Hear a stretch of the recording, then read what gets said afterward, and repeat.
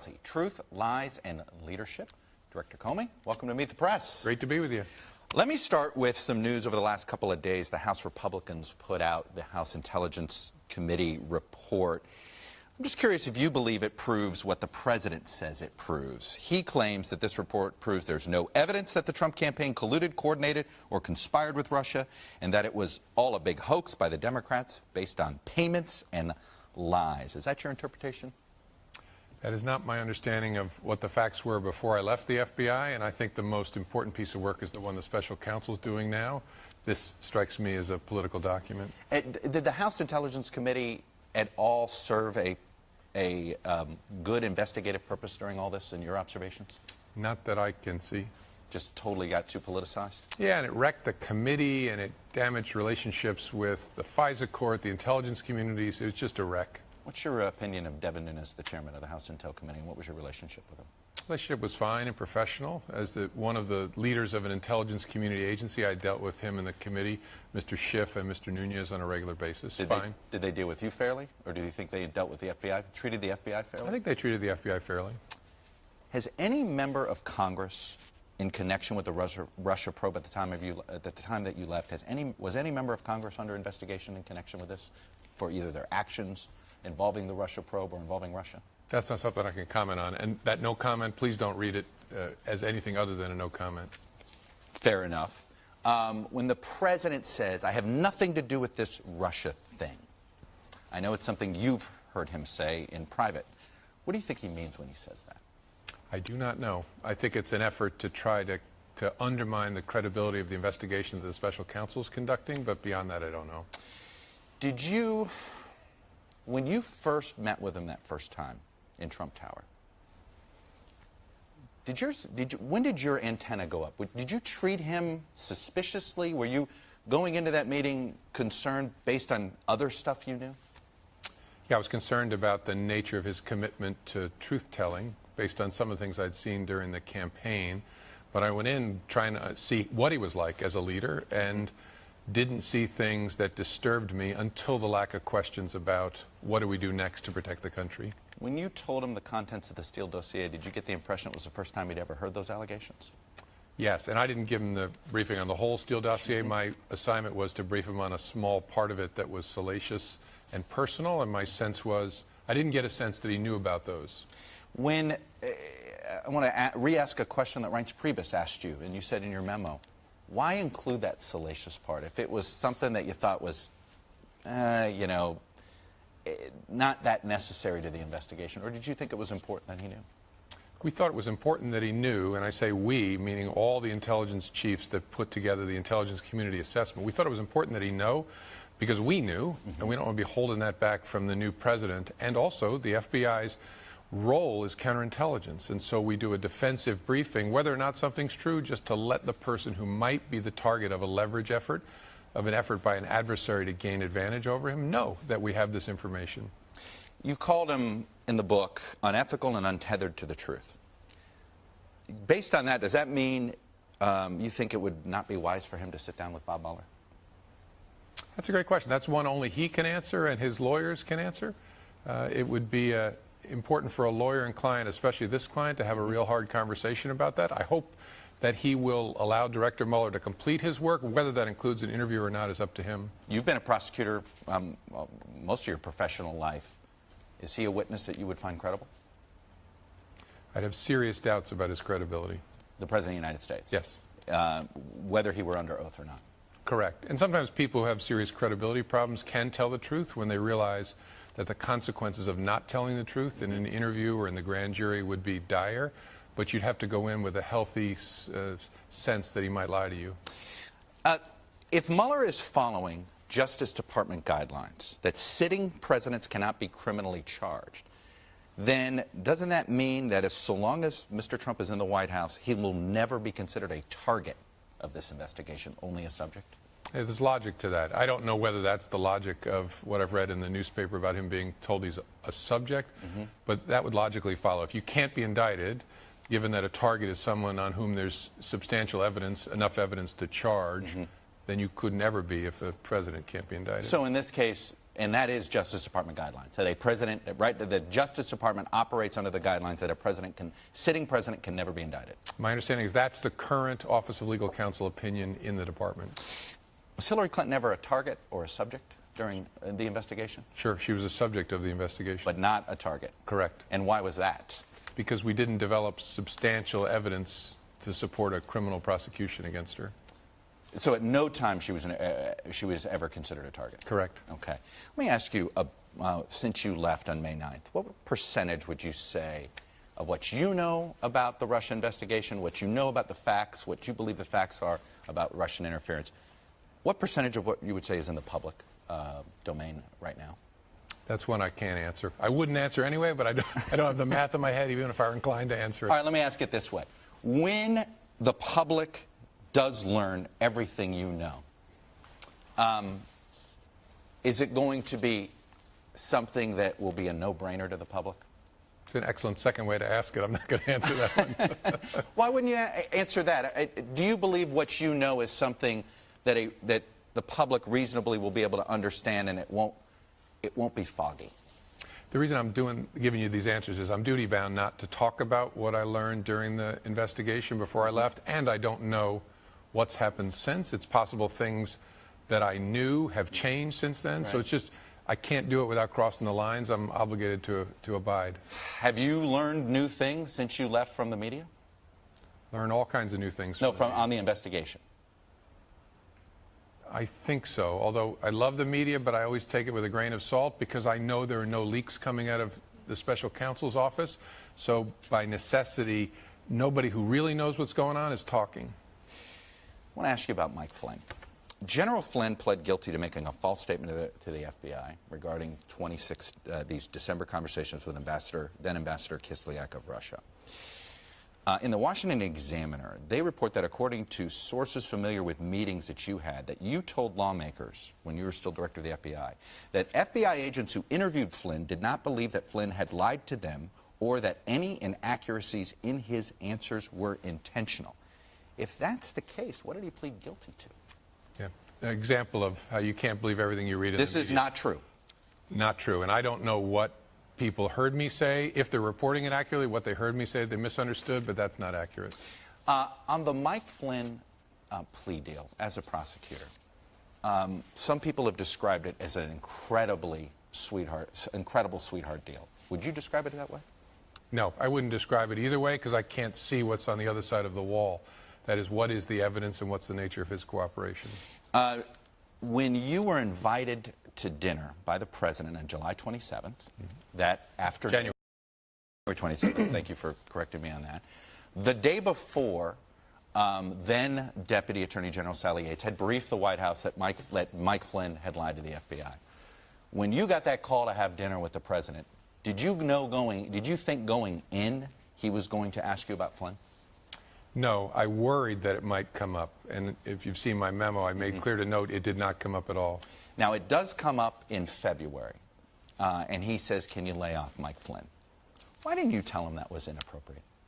That's a great question. I've asked myself that a bunch of times. I think because I was so focused, first shocked, and so focused on trying to remember his exact words and standing there alone in the Oval Office that it didn't occur to me in the time. It was the reason I asked it. You corrected Reince Priebus on the proper channels to use to ask about FISA warrants. You never once corrected the president about different ways he should be handling things. Is that just, why was that? Probably a couple things. I think it's harder to correct the president. And second, you got to remember the atmosphere. He had just kicked out my boss, who had tried to linger, the Attorney General, and still been booted out of the Oval Office. And so you have to realize that if he didn't know he was doing something he shouldn't do, why was he kicking out the leadership, including my boss? Had Mike Flynn been on the FBI's radar before December of 2016? I don't think I can answer that. And could you answer if he'd ever been interviewed by the FBI before that? I couldn't answer that. If you plead guilty to lying to the FBI as a cooperating witness, are you ever a good witness on the stand? Does that mean you would ever use them as a witness on the stand? How are they credible if you plead guilty? If you basically plead guilty to lying? No, you can. I mean, plenty of witnesses do it and are credible to a jury or a judge. They've acknowledged their wrongdoing, and plenty of people who tell the truth also lie at times, and so he's accepted responsibility. And it depends on what other evidence you have to corroborate the account of that witness. I guess I'm asking, is it more likely he had to have something material that the special prosecutor wanted to get the deal that he got? Yeah, too hard to answer from the outside, Chuck.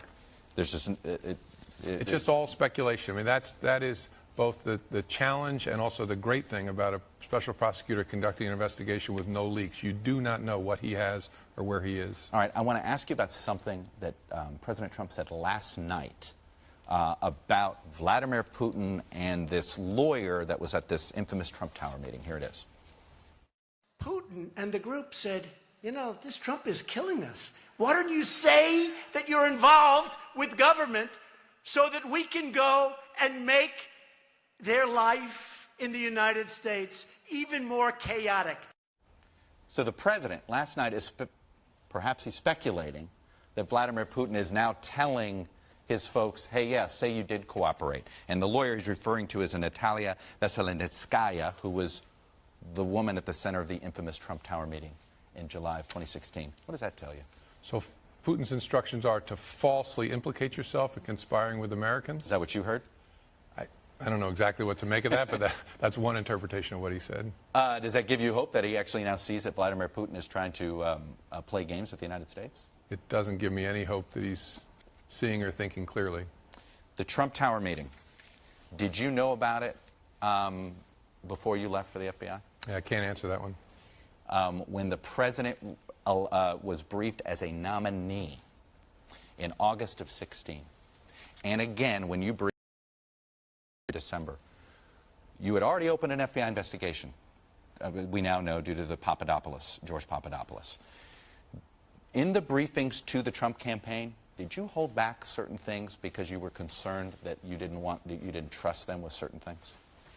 Not that I recall. We wouldn't have revealed the details of a counterintelligence investigation certainly at an early stage like that. I think the purpose of the August briefing, as I recall, was a general counterintelligence briefing on the threats from Russia and other countries. So there was no, and when you told them, hey, if they make any efforts, contact the FBI, did the Trump campaign or the Clinton campaign ever make contact with you? I don't remember. I don't remember any. It's possible they did. I'm curious.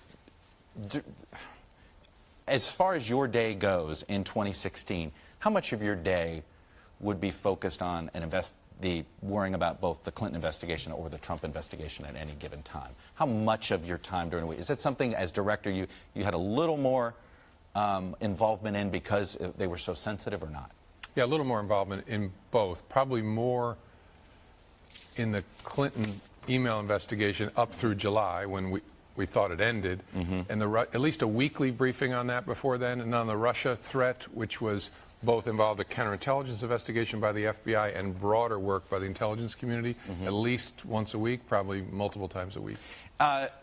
Corey Lewandowski, a former campaign manager to Donald Trump, criticized the FBI, saying when they hired Paul Manafort, somebody who the FBI we now know interviewed in 2014, that he thinks the FBI should have been obligated to tell the Trump campaign Paul Manafort was potentially compromised and somebody they shouldn't associate with.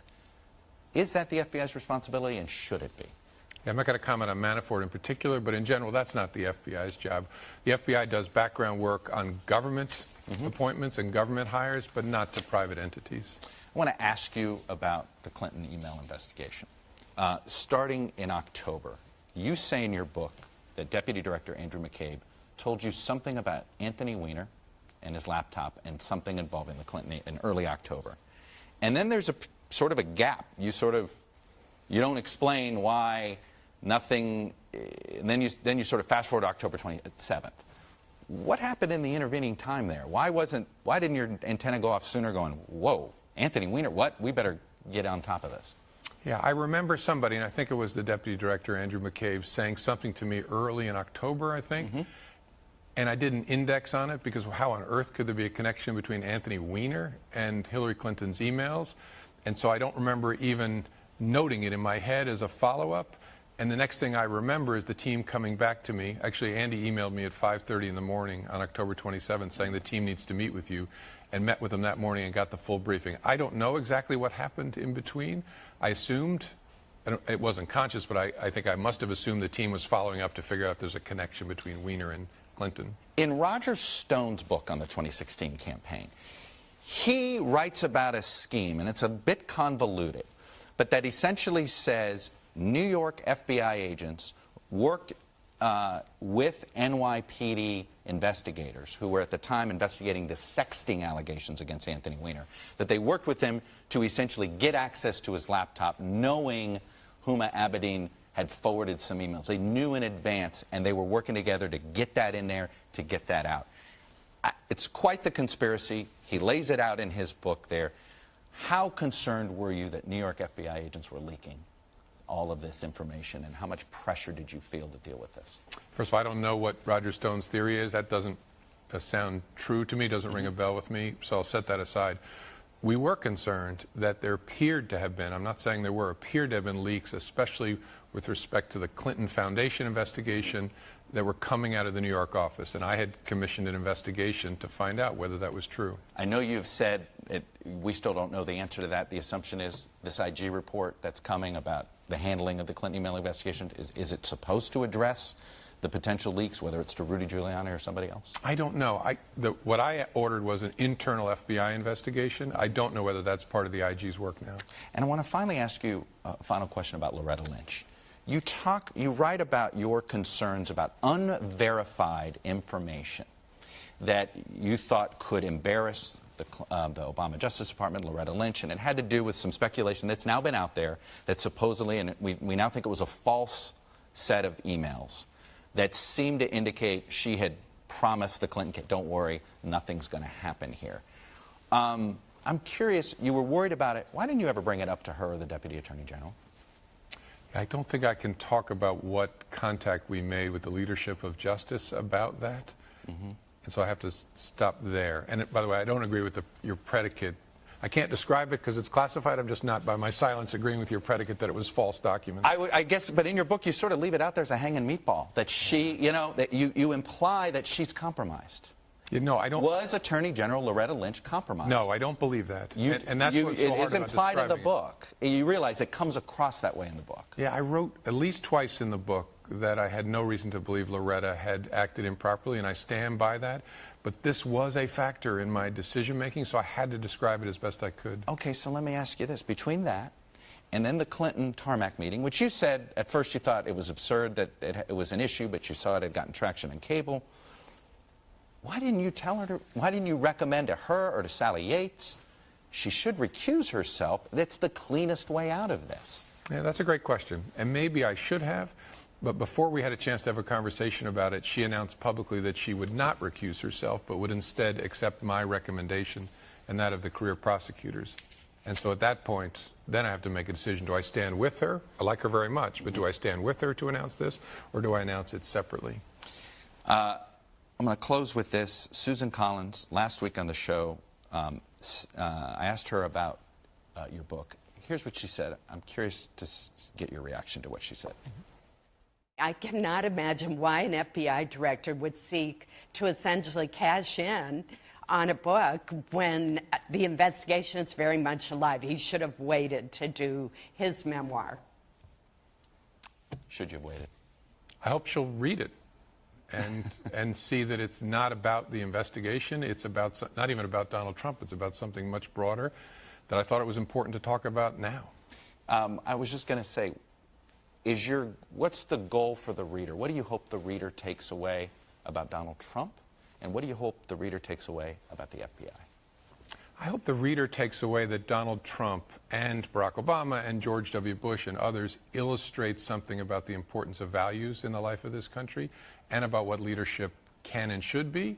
And I hope they see the FBI as an institution committed to values and caring deeply about being separate from the political tribes in this country. Director Comey, I would love to go farther, but there's so many questions you say you can't answer due to this investigation. So I guess it means, can I ask you this? Do you believe that Director Mueller is mindful of the political calendar as he goes through, and that the closer things get to an election, the more investigations can play an outsized role, fair or unfair? I'm sure he knows all of that. He's definitely attentive to the calendar, and like all good prosecutors, wants to finish as quickly as he can. Okay. Director Comey, good luck on your book tour. I would say good luck with book sales, but I think based on book sales, you don't need any more luck. Thank you, Chuck. You got it.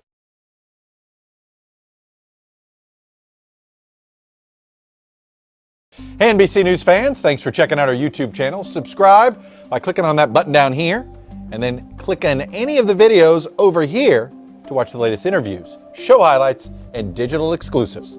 Thanks for watching.